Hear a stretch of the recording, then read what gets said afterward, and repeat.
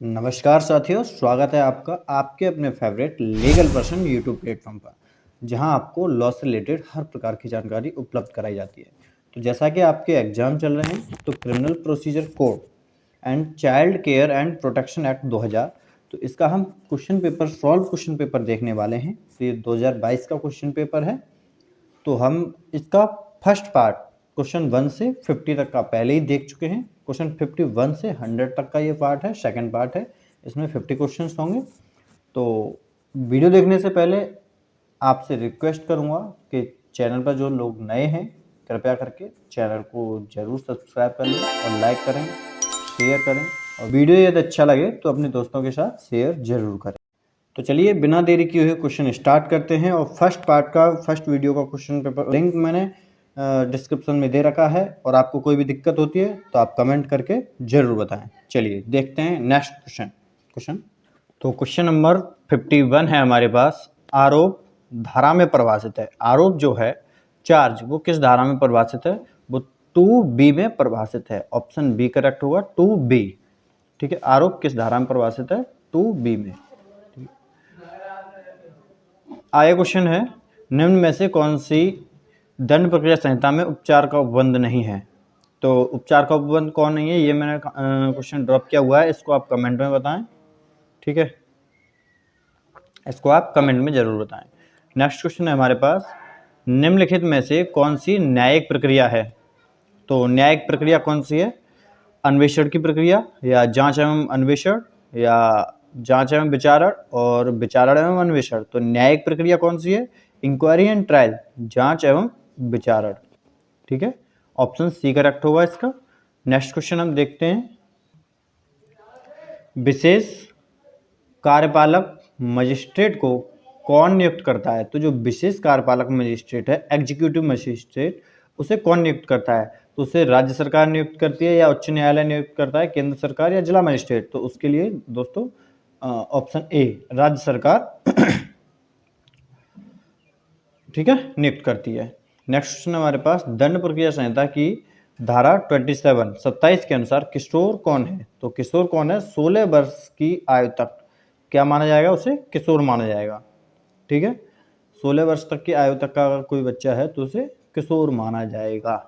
Okay, next question देखते हैं, दंड प्रक्रिया संहिता के अंतर्गत कौन आरोप विरचित कर सकता है? तो आरोप कौन विरचित कर सकता है? ये न्यायालय, कोर्ट कर सकता है ये। ठीक है, ऑप्शन ए होगा। नेक्स्ट क्वेश्चन है, परिवाद के मुख्य एवं आवश्यक तत्व हैं। तो परिवाद के मुख्य एवं आवश्यक तत्व कौन से हैं? इस क्वेश्चन को मैंने ड्रॉप किया हुआ है। इस क्वेश्चन को आपको इसको भी कमेंट में बताना है। ठीक है, अगला क्वेश्चन है, निम्न में से कौन सहायक व्यक्ति को क्षमादान दे सकता है? तो कौन दे सकता है? इसको भी मैंने ड्रॉप किया हुआ है। इसको भी आप क्वेश्चन को कमेंट में बताइएगा। और नेक्स्ट क्वेश्चन हमारे पास 2 क्वेश्चन ये मैंने छोड़ रखे हैं। किसी अपराध के लिए मजिस्ट्रेट संज्ञान ले सकता है। तो किसी अपराध के लिए मजिस्ट्रेट कैसे संज्ञान ले सकता है? पुलिस रिपोर्ट पर, निजी परिवाद पर, स्वयं के द्वारा। तो ये उपरोक्त सभी में मजिस्ट्रेट संज्ञान ले सकता है। ठीक है, साधारणतः विचारण का स्थान होता है। तो विचारण का स्थान क्या होता है? जहां अपराध कारित हुआ है। ठीक है, ऑप्शन ए। जहां पीड़ित रहता हो, अब सपोज दैट एग्जाम्पल समझ लीजिए, जैसे आप मथुरा से हैं, दिल्ली में आपका एक्सीडेंट हो जाता है। ठीक है, सब भगवान ना करे किसी के साथ ऐसा हो, लेकिन एक एग्जाम्पल के तौर पे अगर कोई व्यक्ति मथुरा से है और दिल्ली में उसका एक्सीडेंट हो जाता है, तो जहाँ एक्सीडेंट हुआ है वहाँ पर विचारण किया जाएगा, ना कि आप जहाँ रहते हैं वहाँ पर। ठीक है, तो जहाँ पीड़ित रहता हो वहाँ पर भी नहीं, जहाँ अभियुक्त रहता हो नहीं, जहाँ FIR लिखी आपने कहीं पे भी FIR लिखा दी है नहीं, वहाँ पे भी नहीं, जहाँ पे घटना घटी है, ऑफेंस जहाँ हुआ है, ठीक है, वहाँ पर वो विचारण का प्लेस होता है। ठीक है, नेक्स्ट क्वेश्चन हम देखते हैं, धारा 300 के अंतर्गत एक बार दोषित या दोषमुक्त किए गए व्यक्ति का उसी अपराध के लिए विचारण नहीं किया जाएगा। तो ये आंसर है बिल्कुल यस, हाँ। ठीक है, आगे है क्वेश्चन 62, दंडादेश जो प्रथम वर्ग मजिस्ट्रेट दे सकता है। सेंटेंस विच में pass by magistrate of first class. ठीक है, तो वो कौन सा है? तो 3 वर्ष तक का कारावास। जो प्रथम वर्ग मजिस्ट्रेट है वो 3 वर्ष तक का कारावास का दंड दे सकता है। ठीक है, जिला न्यायाधीश की सेवानिवृत्ति की आयु है तो जिला न्यायाधीश जो होता है डीजे, डिस्ट्रिक्ट जज, तो उसकी सेवानिवृत्ति की आयु क्या है? 65 ईयर।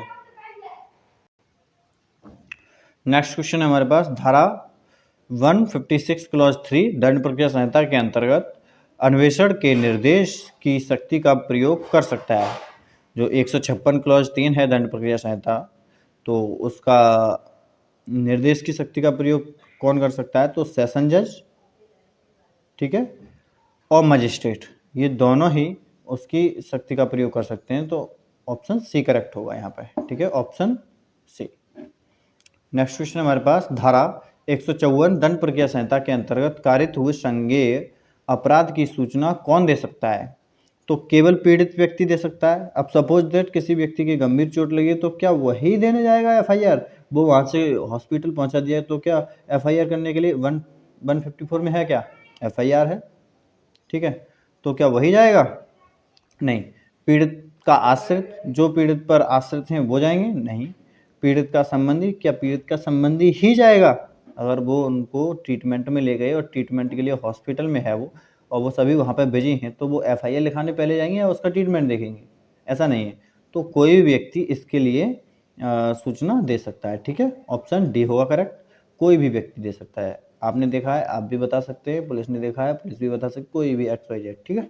नेक्स्ट क्वेश्चन हम देखते हैं, धारा 195 के अनुसार न्यायालय में सम्मिलित है।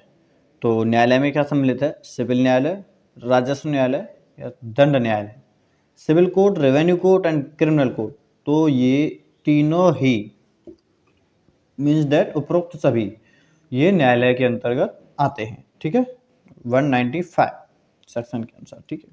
आगे है, धारा दंड प्रक्रिया संहिता के तहत उच्च न्यायालय को अंतर्निहित शक्तियां दी गई हैं। तो अंतर्निहित जो शक्तियां हैं वो 482 में दी गई हैं, 482 में, ठीक है, सेक्शन 482 में। नेक्स्ट है, यदि अपराध केवल जुर्माने से दंडनीय है तो परिसीमा काल होगा।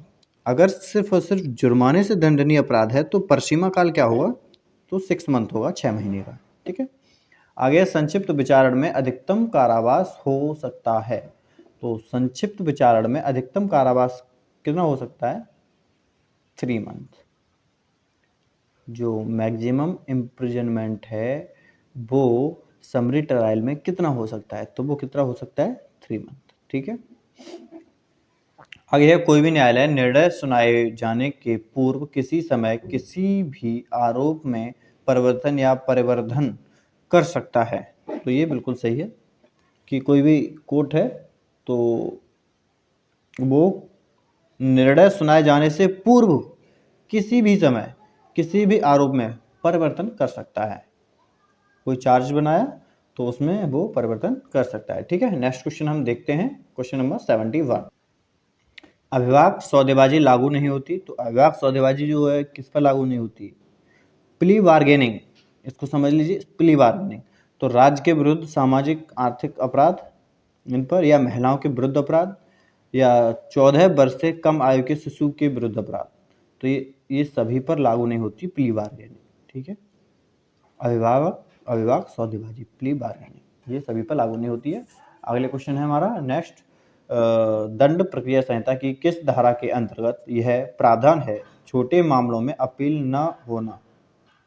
तो ये किस सेक्शन में ये प्रावधान है? 376 में। CRPC 376 में अपील, छोटे मामलों में अपील ना होना, ये प्रावधान दे रखा है। आगे है, पुनरीक्षण की शक्ति का प्रयोग किया जा सकता है। तो पुनरीक्षण की शक्ति का जो प्रयोग है वो हाई कोर्ट और सेशन कोर्ट, ये दोनों में किया जा सकता है। उच्च न्यायालय और सेशन न्यायालय में दोनों में किया जा सकता है, ठीक है। आगे है, धारा 160 पुलिस अधिकारी को अधिकृत करती है। तो ये किसके लिए अधिकृत करती है? किसी व्यक्ति को साक्षी के तौर पर बुलाना, ये बिल्कुल सही है, किसी व्यक्ति को साक्षी के तौर पर बुलाना, ये सेक्शन 160 CRPC ये पुलिस अधिकारी को अधिकृत करता है। नेक्स्ट क्वेश्चन है हमारे पास, दंड प्रक्रिया संहिता की धारा राजस्व राज्य सरकार को बाद वापस लेने को प्राधिकृत करती है। ठीक, कौन सी सेक्शन है, कौन सी धारा है? धारा 320, ऑप्शन बी करेक्ट होगा। नेक्स्ट क्वेश्चन हम देखते हैं, नेक्स्ट 76।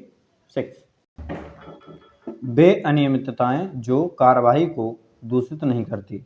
तो वे कौन सी अनियमितताएं हैं जो कार्रवाई को दूषित नहीं करती? तो भरण पोषण का आदेश देना। ऑप्शन बी करेक्ट होगा यहाँ पे, भरण पोषण का आदेश देना। नेक्स्ट क्वेश्चन हमारे पास, धारा 436 ए बंद करती है। 436 ए किसे प्रोवाइड करती है? तो इस क्वेश्चन को मैंने ड्रॉप किया हुआ है, इस क्वेश्चन को आप कमेंट में जरूर बताएंगे, ठीक है, आप कमेंट में जरूर बताइएगा इस क्वेश्चन का सही आंसर क्या होगा। और नेक्स्ट क्वेश्चन हम देखते हैं क्वेश्चन 78, लोक अभियोजक बनने के लिए कितने वर्ष की वकालत का अनुभव चाहिए? तो लोक अभियोजक बनने के लिए,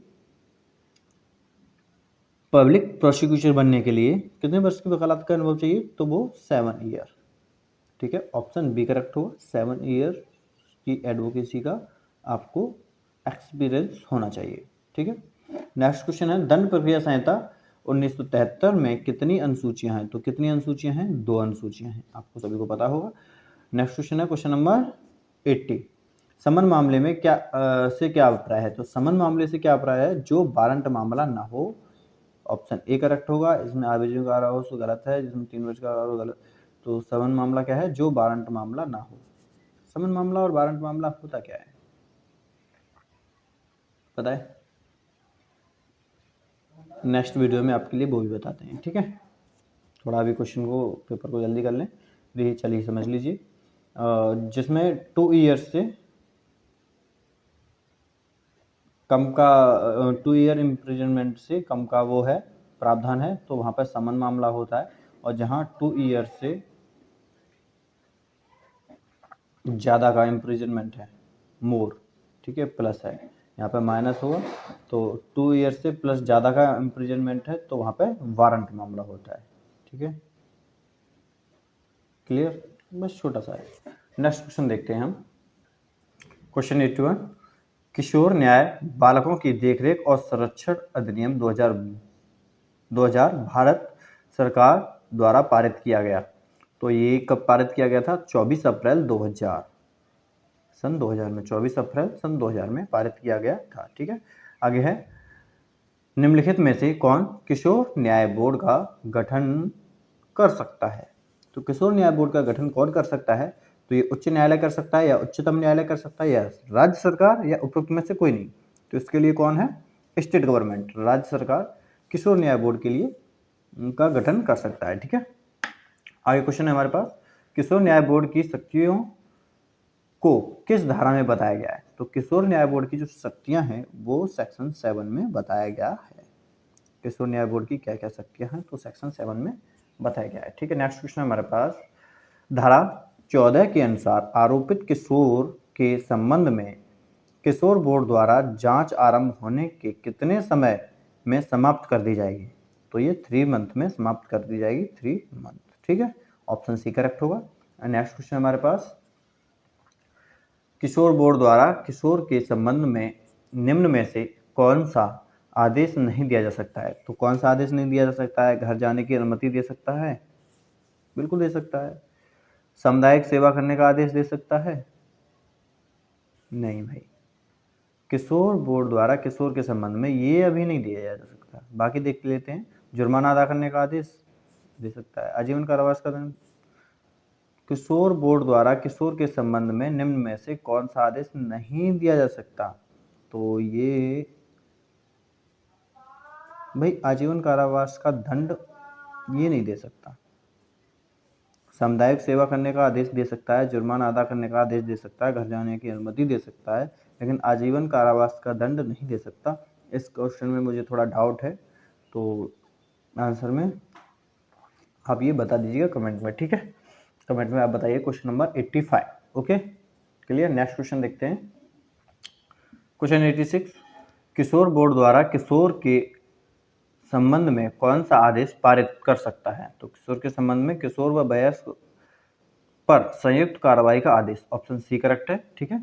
आगे है, जो कोई किसी विवादित किशोर का नाम समाचार में प्रकाशित करेगा उसे दंडित किया जाएगा। देखिए कोई विवादित किशोर है, ठीक है, whoever publish the name of juvenile delinquent in the newspaper shall be punished अगर कोई विवादित किशोर का नाम अगर न्यूज़पेपर में पब्लिश करेगा तो उसके लिए 1 वर्ष का कारावास है।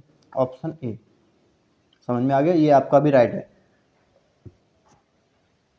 नेक्स्ट क्वेश्चन देखते हैं, जो कोई विवादित किशोर देखरेख से निकल भागता है तो किशोर के विरुद्ध कार्रवाई होगी। तो 1 माह अतिरिक्त कारावास रहेगा उसके लिए। किशोर कोई भी विवादित किशोर है तो वो जो देखरेख से भाग निकलता है तो उसके लिए 1 महीने अतिरिक्त कार्रवाई होगी उस पर। आगे क्वेश्चन है, देखरेख से भाग निकले विवादित किशोर के संबंध में किस धारा में प्रावधान दिया गया है? तो सेक्शन 22 में ये प्रावधान दिया गया है। ठीक है। आगे क्वेश्चन है, जो कोई किशोर के प्रति क्रूरता रखता है उसे दंडित किया जाएगा। तो किशोर के प्रति कोई क्रूरता रखता है तो उसे 3 माह का कारावास या जुर्माना से दंडित किया जा सकता है। ऑप्शन सी करेक्ट है। ठीक है। नेक्स्ट क्वेश्चन हम देखते हैं अब।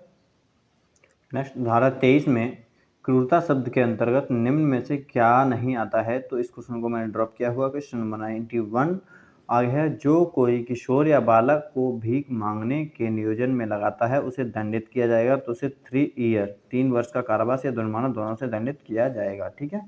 ऑप्शन बी करेक्ट होगा। नेक्स्ट क्वेश्चन हमारे पास, बाल कल्याण समिति का गठन कर सकता है। तो बाल कल्याण समिति का गठन कौन कर सकता है? देखो, राज्य सरकार, केंद्र सरकार, उच्च न्यायालय या उच्चतम न्यायालय, इसका कौन गठन कर सकता है? तो इसके लिए राज्य सरकार इस बाल कल्याण समिति के लिए गठन कर सकती है। ठीक है। ऑप्शन ए करेक्ट होगा, क्लियर हो जाएगी। ठीक है। आगे है क्वेश्चन नंबर 94, जो कोई किशोर या बालक से भीख मंगवाने के अपराध का दुष्प्रेरण करेगा वह दंडित किया जाएगा। तो वह 3 वर्ष का कारावास या जुर्माना दोनों से दंडित किया जाएगा। ठीक है। ऑप्शन ए करेक्ट होगा। आगे बाल कल्याण समिति में कुल व्यक्ति होते हैं तो 1 अध्यक्ष एवं 4 सदस्य, 1 अध्यक्ष एवं 4 सदस्य होते हैं बाल कल्याण समिति में। ऑप्शन डी करेक्ट होगा। ठीक है। ठीक, ओके। नेक्स्ट क्वेश्चन हम देखते हैं, जो कोई किसी किशोर या बालक को मादक पेय पिलाया है, ठीक है, या पीने के लिए मजबूर करता है उसे दंडित किया जा सकता है। कोई छोटा बच्चा है आपका और उसके लिए कोई मादक पेय पदार्थ पिलाता है, एल्कोहलिक, ठीक है, तो उसके लिए दंडित किया जाएगा 3 वर्ष का कारावास और जुर्माने से।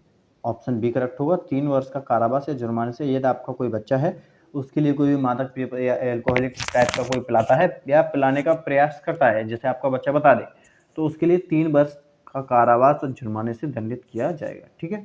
नेक्स्ट क्वेश्चन हमारे पास, बालकों के निरीक्षण हेतु निरीक्षण समिति का गठन किया जाता है। तो बालकों के निरीक्षण हेतु निरीक्षण समिति का गठन वो राज्य सरकार करती है। Option C. ठीक है। आगे है, धारा में कौन सी धारा में पुनर्वास एवं पुनरेकीकरण की प्रक्रिया दी गई है? तो सेक्शन 40 में। आगे है, कितने दिनों के अंदर पारित आदेश के विरुद्ध अपील की जा सकती है? तो 30 दिनों के अंदर पारित कोई आदेश है तो उसके विरुद्ध अपील की जा सकती है। नेक्स्ट क्वेश्चन है 100 नंबर क्वेश्चन है, किस धारा में पुनरीक्षण का प्रावधान है? तो 46 में पुनरीक्षण का प्रावधान है। ये आपके 100 क्वेश्चन का क्वेश्चन सीरीज कंप्लीट हो चुका है। क्वेश्चन नंबर 1 से 50 तक का पार्ट 1 मैं पहले ही अपलोड कर चुका हूँ। अगर यदि आपने नहीं देखा है तो वहाँ जाके आप देख सकते हैं। और 51 से ये 100 क्वेश्चन तक का पार्ट 2 ये आपको अब आ चुका है। तो देखने के लिए धन्यवाद। दोस्तों के लिए लाइक करें, शेयर करें और एक सब्सक्राइब तो बनता ही है, सब्सक्राइब जरूर कर लें। Thank you. जय हिंद।